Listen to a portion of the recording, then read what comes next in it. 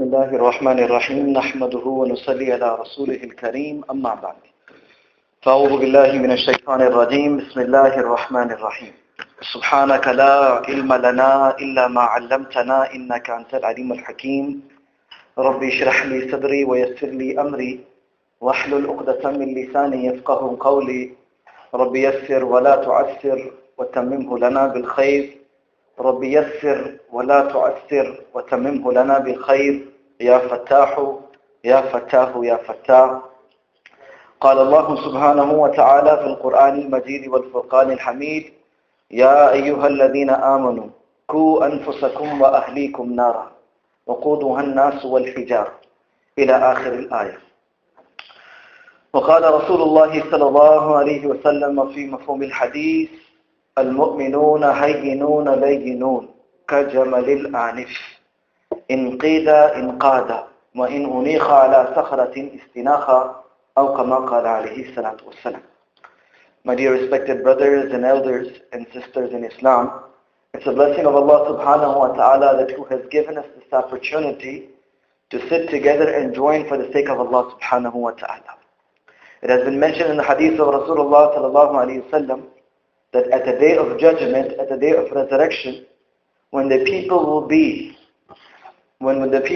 in trouble, and the day in which Allah subhanahu wa ta'ala will be in anger, there will be few specific groups of people will be in contentment and in peace.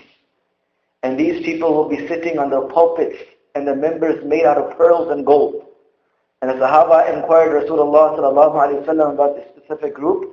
And Rasulullah sallallahu alayhi wa sallam mentioned these are those specific people that from different families and different tribes, they get together for the pleasure of Allah subhanahu wa ta'ala. So Allah has given us this opportunity to get together and listen to the words of Allah and His Rasul. This is an opportunity from Allah. Today I was thinking about what to speak about. First of all, we were thinking about talking about some of the social networks, thinking about talking about Facebook or Twitter and Uvu and this and that. Then I thought of something which was even better. We saw that sometimes you see a tree and the tree starts losing its color and the leaves are trying to die out. And a person goes and starts putting the water on top of the leaves. So the leaves won't grow back. The real place to put the water is the roots of this tree. If the roots of this tree is strong, the entire tree will be strong. If the roots of this tree is not strong, the entire tree will be weak. So the reality is, unless and until the heart is not made, nothing will be corrected. So one of the biggest perspectives and the biggest issues which we'll be talking about around here, ourselves being the youth, is that how can we correct our youth? And how can we correct our youngsters? And how can the new generations be corrected? And how can they be obedient to Allah? And how can they be obedient to Islam and their parents? This is the biggest issue which is going around. So one of the brother was mentioning one thing yesterday. He says a person went to school and the school of his kid. So a person went to the teacher of his own son and says, teacher, whenever my kid messes up in school, whenever he messes up, just smack the kid next to him right on his face. Don't smack my kid. Smack the kid next to him right on his face. So when he will hear him cry and hear him hurt, he will correct himself. Apne bachche ko na lage. They don't want their own kid to get hurt, right? So whenever my kid messes around in class, smack the kid next to him so my kid can learn the lesson. So the reality is that we actually don't want to correct ourselves. The reality is that us being the elders have to first of all purify ourselves and purify our lives so the reality of deen can come into our lives. It is said that Abu Sufyan Thawri rahmatullah alayhi, when he was born, his mother said that I will give this child for the sake of Allah. I will give my son for the pleasure of Allah, for the cause of Allah. So it says, when this kid was little, she gave him for the sake of Allah. So he grew up and started learning ilm and became Sufyan Thawri rahmatullah alayhi. So after 19 years, the father had passed away and the mother had become an old woman. and the only hope and the only help was this child. So after 19 years, someone knocks on the door of this house. And the woman from inside is asking, who is it? So the voice from outside comes, this is Sufyan. So she says, Sufyan who? So he said, Sufyan, your son. So from the closed door, this mother said, I have given my Sufyan for the sake of Allah, and I have heard this, that whenever you give something for the sake of Allah, you never take back. And I will never see the face of my son, and I will see him in Jannah. Sufyan left from there. The same incident has been written in a book, that after a few days, Sufyan Thawri rahmatullah alayhi in Makkah al-Mukarramah, in the shade of Kaaba, was laying next to Sufyan bin Uyayna. Sufyan bin Uyayna is one of those muhaddis who have narrated many ahadith. So Sufyan Thawri was laying next to his shoulder, leaning next to him, underneath the shade of Kaaba.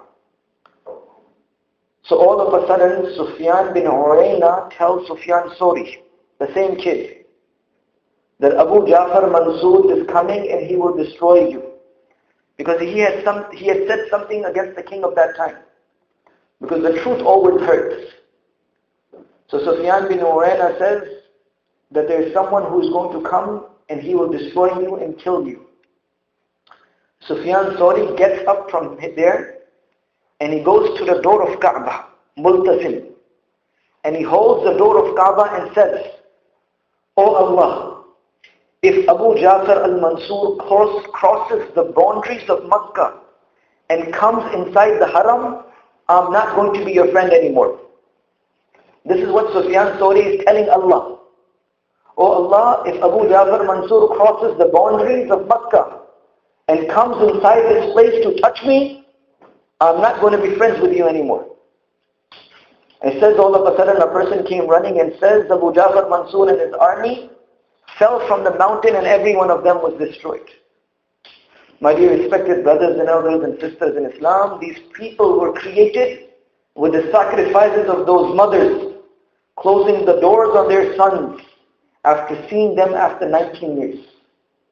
Unless and until we ourselves don't correct ourselves, do not bring the deen and this fikr in our life, it will be very hard for us to save our generation. Very, very hard for us. That's why every successful person, behind that is a hind of a woman, right? It says that Bakhtiyar Kaki rahmatullah alayhi, when he was a little child, the mother used to say, when you will make 2 rakat salat, Allah subhanahu wa ta'ala will give you food. So the little child used to go and make 2 rakats. And the mom used to hide the food in the corner. And when the child used to finish the salat and run there and would find the food there. So every day the child would make namaz and salat 2 rakats, and the mother would hide the food in the corner to make the iman and the yaqeen of this kid. Today if the child asks the mom something, she says, hold on, your dad will come. And the dad says, wait on, I'm going to get the paycheck. Then I'm going to the bank and then I'll get the money and this will get things. This is the yaqeen what we are making. So the mother of Bakhtiyar Kaki is saying, you make 2 rakats and Allah will feed you. So the child every day used to make 2 rakats and the mother used to put the food for him. One day the mother had to go somewhere and she forgot to put the food. Right? So there was no cell phone so she could call up the neighbor to go put the food there, right?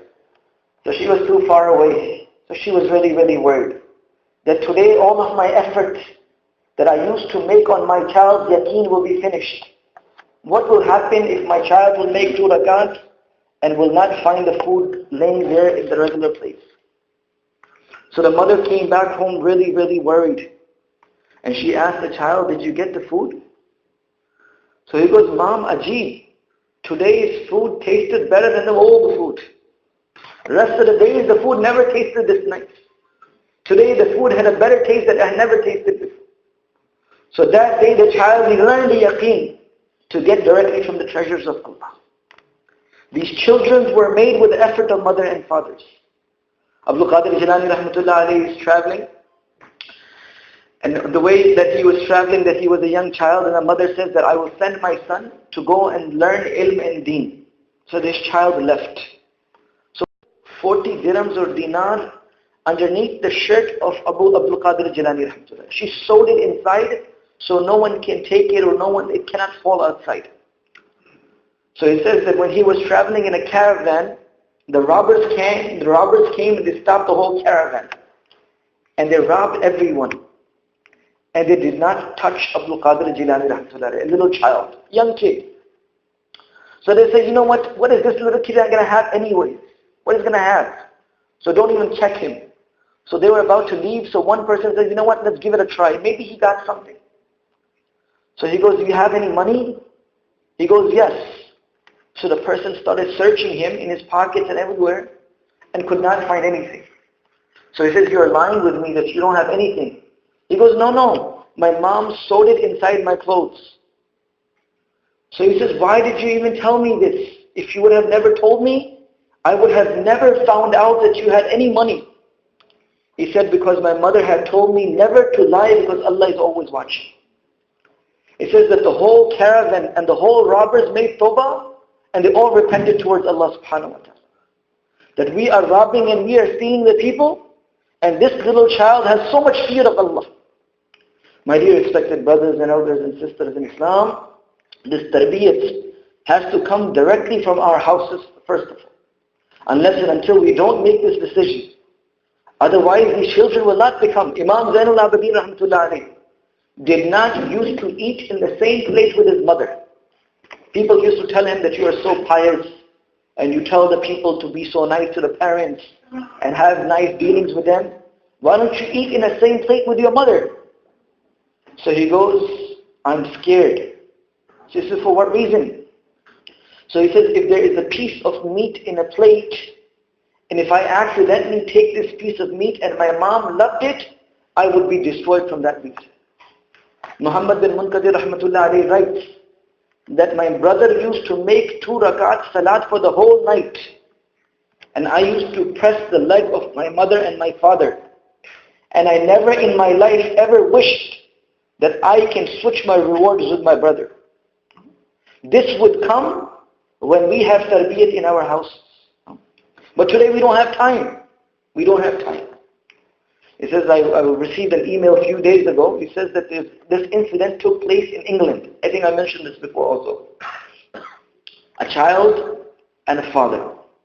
One day a father came home, tired from work. The child opened the door.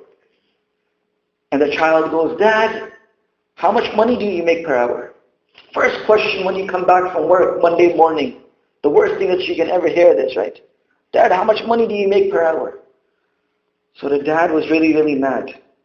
So he says, if you need some money, I will give you. If you want to buy some games, I'll buy you Xbox, PSC, whatever you need, I'll get you.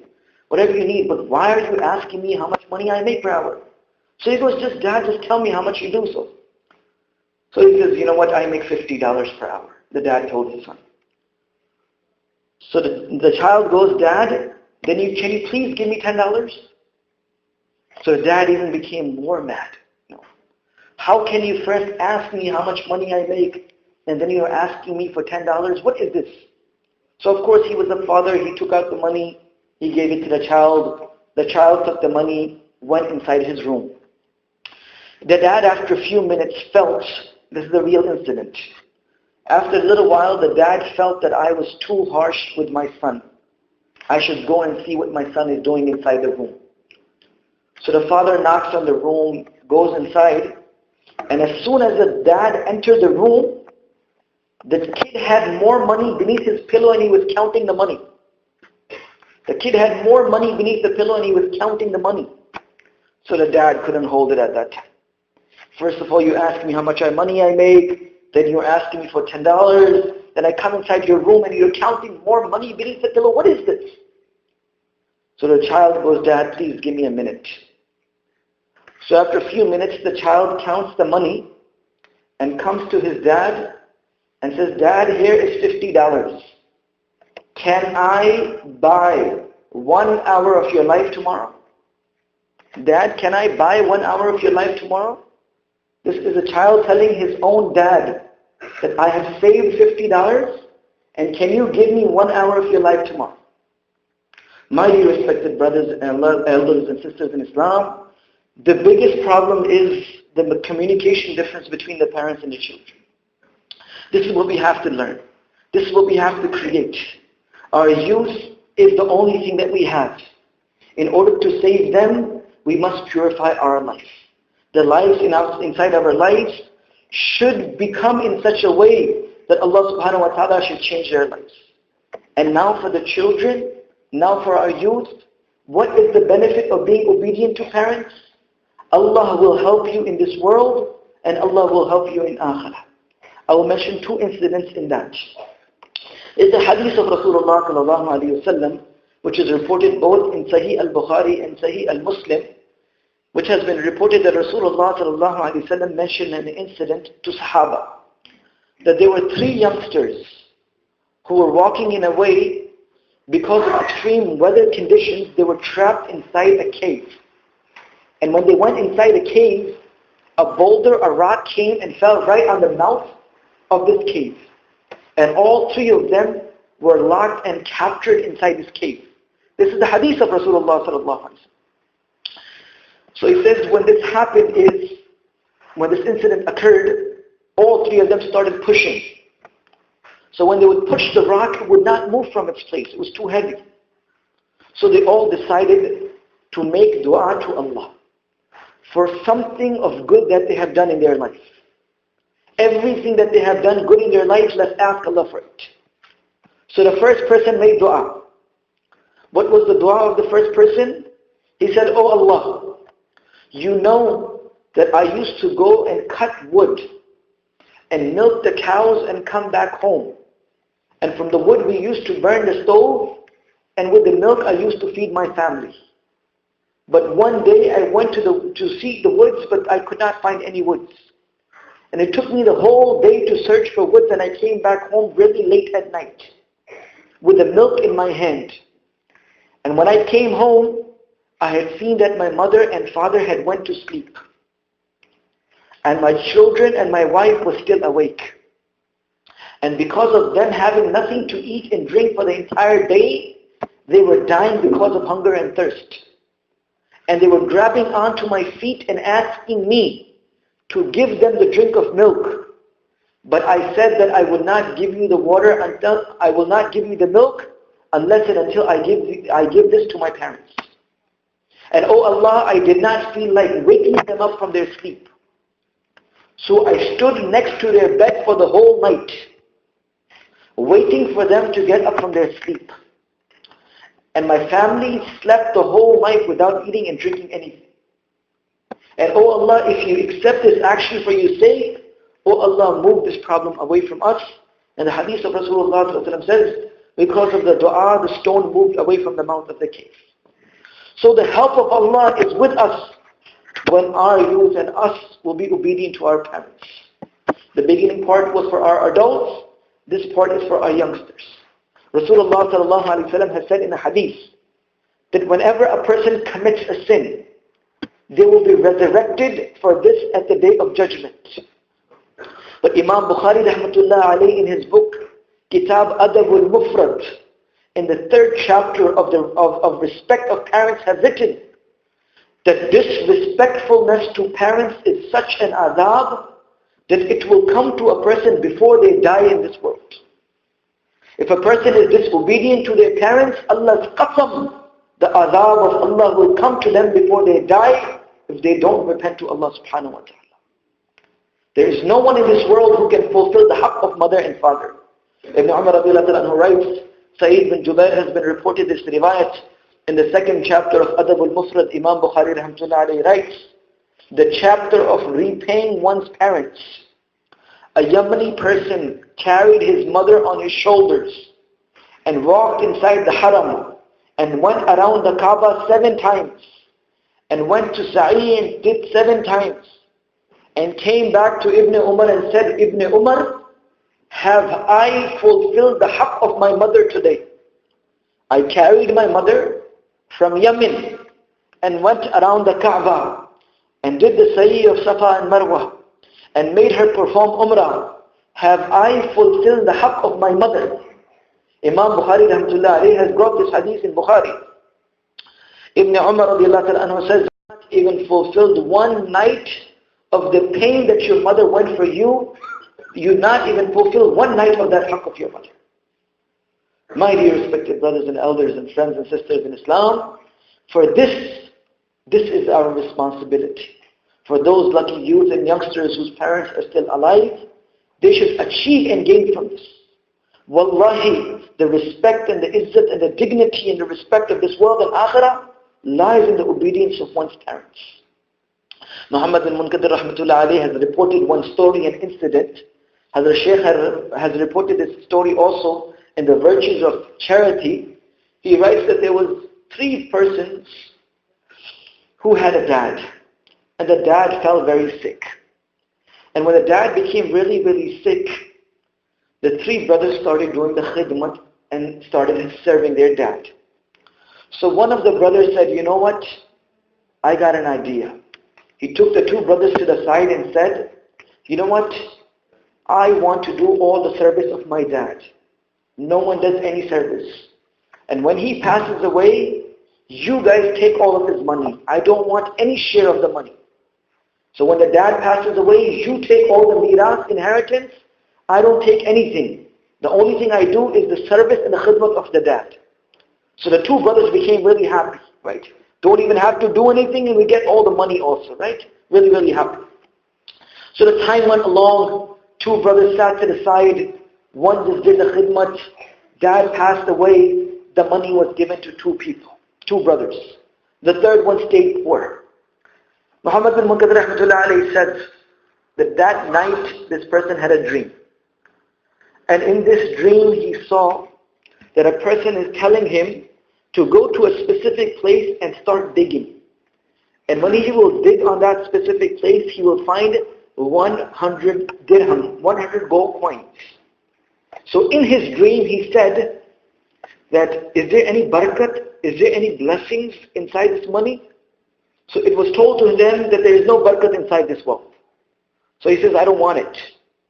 In the dream he said, so he woke up and he told his wife, and you know what the wife was going to say, right? I'm going back to my mom's house, right? But she didn't say that. She says, you know what? It's from Allah subhanahu wa ta'ala. It's okay. The next day, the person had a dream again. In this dream, it was told that you dig on a specific place and you'll find 10 dirhams. So he asked if there is any barakat inside. So he says there is no barakat inside. The third day, this person had a dream again.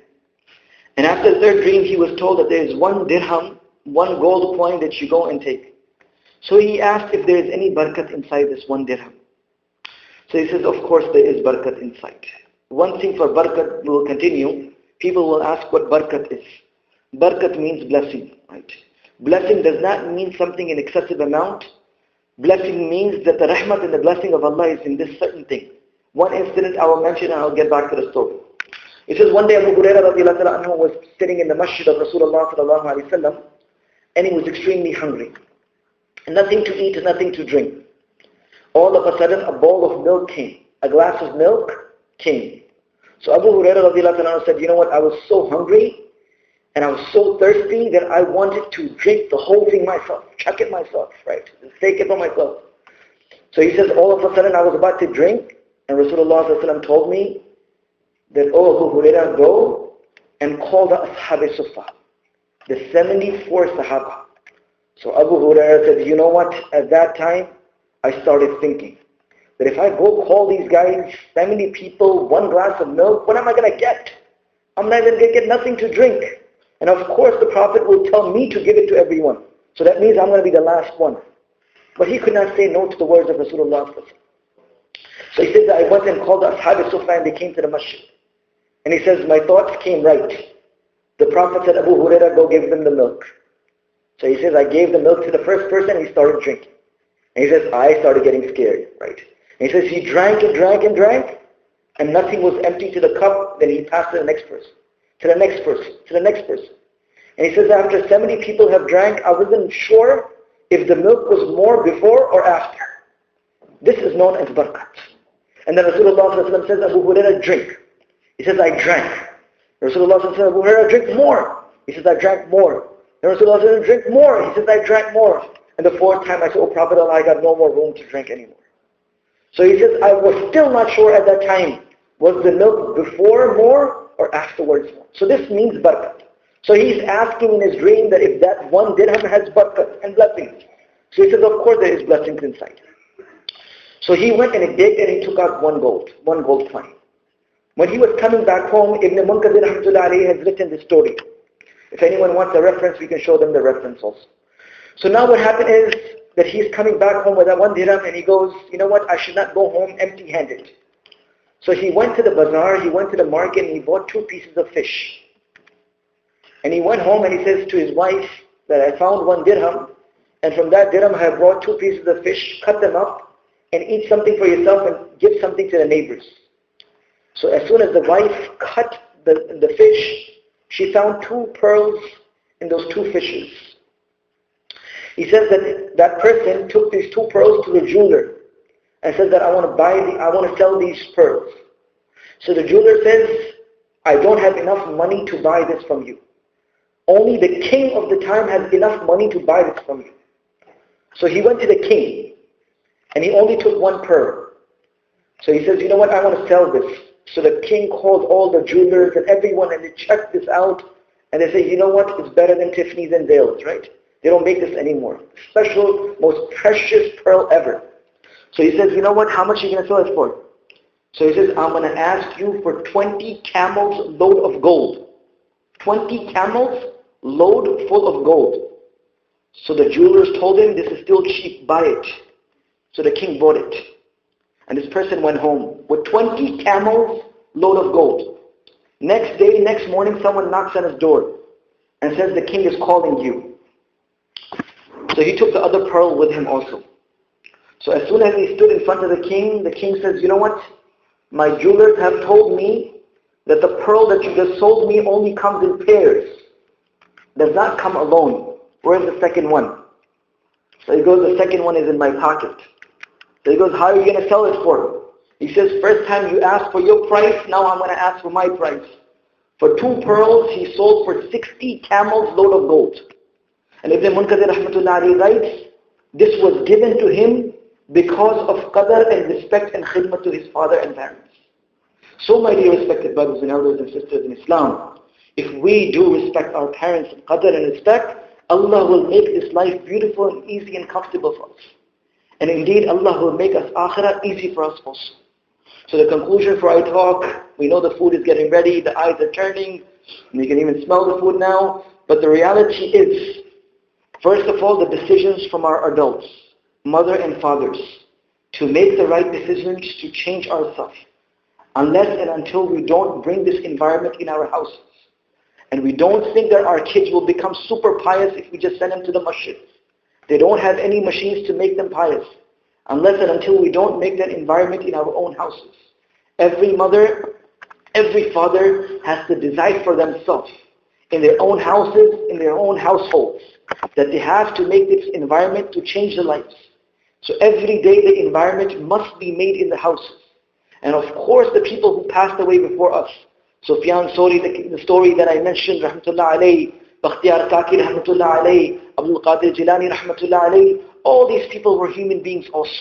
They were not supernatural. They were human beings. And they also lived their lives, but because of the tarbiyat and the way that their parents have dealt with them, these children came out like this. So first of all, the responsibility of the parents. Give them time every day. Sit with them. Communicate with them. Ask them for what their needs are. Ask them for their demands is. It becomes weeks and weeks that we don't even talk to our children. What their thoughts is, what their demands is. Speak to them and make a connection with the children. And upon our children, our responsibility. No matter what conditions come to us, we respect our parents. Because this is the order of Allah subhanahu wa ta'ala. And if we do so, then indeed Allah subhanahu wa ta'ala will make this world easy for us. All the problems and all the hardships of this world will be saved. And indeed akhirah.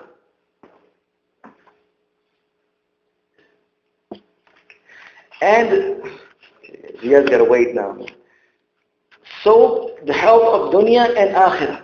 In this world and akhirah, all of it is only because of what? Bringing the deen into our life. So, my dear respected brothers and elders and sisters in Islam, a responsibility upon our shoulders. Each and every or youth in America, in order to save our iman, in order to save our generations, in order to save our families, we must take that step to change our life and bring deen into our life. And wallahi, if we will bring this change in our life, our houses will become like the houses of Sahaba. The peace and contentment and the sakoon and the rahat and the tranquility of the peace of the heart, which nothing in this world can buy, will come through the obedience of Allah subhanahu wa ta'ala. It says, with money a person can buy a nice mattress from Sleepy's. With money a person can buy a nice house. But the contentment and the peace of the house, the contentment and the peace of the sleep is only brought to the love and affection of Allah subhanahu wa ta'ala. So unless and until we don't make these environments inside our houses in which we change ourselves in such a way that we try to bring as much more deen into our life. The Sahaba radiallahu ta'ala anhum and their children used to compete each other for the sake of deen, for the sake of religion, not for the sake of world, because their thoughts and the way that they were prepared was on deen. It says Umar bin Abdul Aziz rahmatullah alayhi, everyone must have heard of his name. One of the most famous persons in the history of Islam. So many incidents have been mentioned. I'll mention a few stories about Umar bin Abdul Aziz rahmatullah alayhi, then I'll get back to the point which I want to really mention in this. Umar bin Abdul Aziz rahmatullah alayhi was a person starting from the back of his life when he was dying. When he was passing away, ulama have mentioned that when he was passing away, they were about to put him inside the grave. A wind blew and a piece of paper fell on his chest. Piece of paper fell on his chest. And on that it was written that Allah subhanahu wa ta'ala has freed Umar bin Abdul Aziz from the fire of Jahannam. Right? This was his life. And he lived the life of most luxury in his life. And he changed himself for only 2 to 3 years of his life. He was a changed man. His wife was such a woman that there is no one woman before her or after her will ever come. She was a woman whose dad, brother, husband and son, all 4 of them were kings of their time. There's been no woman in this world at this stage. So she was such a woman that her dad was the king of her time, the brother was the king of her time, and the son was the king also, and the husband also. All 4 of them were kings at that specific time. So both of them joined together in life, and they made a decision to change their lives. Ajib life of Umar bin Abdul Aziz rahmatullah. One day he came back home, and his sons are asking for him that we need new clothes for Eid. The children are saying we need new clothes for Eid. So the dad, who is the commander of all the mu'mineen, the king of the time, he goes, I don't got enough money to buy you clothes for Eid. So the kids started crying and says, you know what, we need some new clothes for Eid. So Umar bin Abdul Aziz rahmatullah alayhi went to the treasurer of that time. And he went to him and he said, you know what, my kids are crying because they need new clothes for Eid. They don't have new clothes. So can you give me my next month's salary today so I can buy them clothes for Eid? So the treasurer, he was also Allah Wala. He says, Amir al-Mu'mineen, of course I will give you the money. But if you can give me one statement, a written statement, that you will be alive until next month. Right? If you give me a written statement that you will be alive until next month, I'll give you the money. So he went back and he wiped his tears off and he told his sons that if I wanted, I could have given you clothes made out of gold. But Umar bin Abdul Aziz cannot bear the fire of Jahannam. That's what he said. Ajib life of Umar bin Abdul Aziz rahmatullah. One day he came home, his daughters is talking to him, they're covering their mouths, they're not speaking to him properly, they're crying and they left. Umar bin Abdul Aziz rahmatullah went to his wife and said, you know why? Why were the daughters speaking like this? They had their hands on their mouth. So the wife said that today your daughters did not have anything to eat in the house, so they ate food with raw onion today. To hide the smell, they were covering their mouths. So a deep life of abstinence. But the point which I want to mention is that how did Umar bin Abdul Aziz came to this world? What was the reason?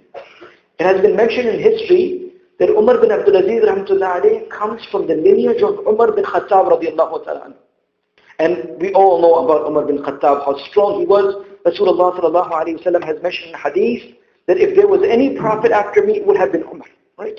One day Rasulullah sallallahu alayhi wa sallam was sitting in the masjid There was some women from Quraysh, they were asking Rasulullah questions. So when the ladies were asking questions, they became really, really loud. They started screaming and started talking really, really loud. And the Prophet's mizaj was not to scream and not to tell them off. So the Prophet was trying to tell them to relax, but they were still speaking really, really loud. All of a sudden, someone knocks on the door. And Rasulullah says, who is this? So he says, Ya Rasulullah, this is Umar. All of a sudden he said, Umar, all the ladies started running away from the room. Some hid beneath the table, some hid beneath the wall, someone jumped out the window, someone went there. They all started hiding. And Umar walked inside. And he seen Rasulullah smiling. Prophet is smiling. So he says, Ya Rasulullah, may Allah keep you always smiling. What is making you smile today? So Rasulullah says, Oh Umar, before you came, the women of Quraysh were sitting next to me and they were screaming loud. And as soon as they heard your name, they started running and jumping out of the window because they were so scared. And they're still hiding right there. So Umar says, Oh the women of Quraysh, have you destroyed yourself by speaking so loud? Why are you so quiet in front of me and so loud in front of Rasulullah? So the woman said, Oh Umar, because he is quiet and merciful and you are rough and tough. And Umar was about to answer back and Rasulullah says, Umar, please don't say anything. I have just been notified that the way in which Umar walks, Iblis has to turn his way away from it. Meaning the shaitan does not walk from the place where Umar is walking. Such caliber of Umar. So one day Umar is walking on a road. One day he used to walk around the road and he had heard a conversation from a house coming. I'm joining this incident with Umar bin Abdul Aziz. So Umar bin Abdul Aziz comes from the lineage of Umar radiallahu. So he's coming back home, he's walking around and he's guarding the whole area by himself, Medina. So he walks by one house and he hears a conversation. A conversation of a mother and a daughter.